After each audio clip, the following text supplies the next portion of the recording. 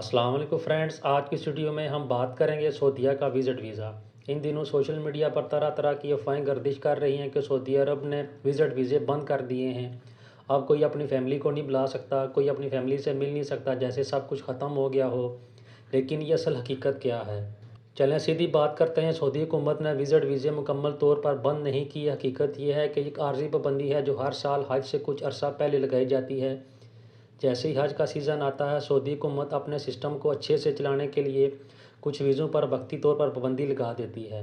और इसके साथ साथ ये पाबंदी इसलिए भी लगाई जाती है कि इलीगल जो हज करने के लिए आ जाते हैं, वहाँ से विज़िट वीज़ा लेकर उसके बाद मक्का में एंट्री करके वो इलीगल तरीके से हज करते हैं।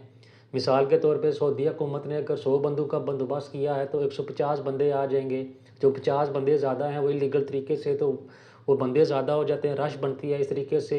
जैसे पिछले साल आपने देखा था, हलाकतें भी काफ़ी हुई थी। तो इस चीज़ को कम करने के लिए उन्होंने ये वक्ती पाबंदी लगाई है।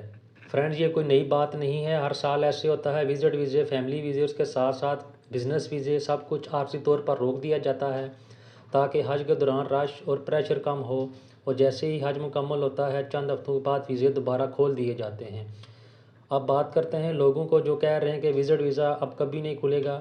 ये बिल्कुल गलत है। सऊदी हुकूमत की पॉलिसीज़ वक्ती ज़रूरियात के मुताबिक होती हैं।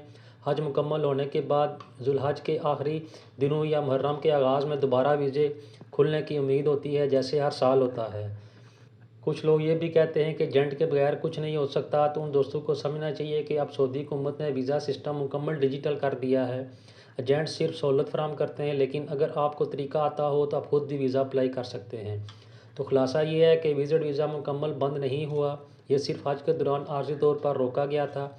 हज मुकम्मल होने के बाद ये वीज़ा दोबारा खुल जाएंगे। सोशल मीडिया पर फैलने वाली बहुत सी खबरें सिर्फ और सिर्फ गलतफहमी पैदा करती हैं, इसलिए आपने किसी भी ऐसी खबर के ऊपर यकीन नहीं कर लेना। जो चीज़ थी मैंने आपके साथ क्लियर कर दी है। उम्मीद करता हूँ छोटी सी मालूमाती वीडियो आप लोगों को पसंद आई होगी। अगर वीडियो अच्छी लगे तो उसे लाइक करें, और किसी भी किस्म का कोई सवाल हो तो नीचे कमेंट सेक्शन में मुझसे लाजमी पूछें, मैं आपको उसका रिप्लाई करूँगा। Thanks for watching this video. Allah हाफिज़।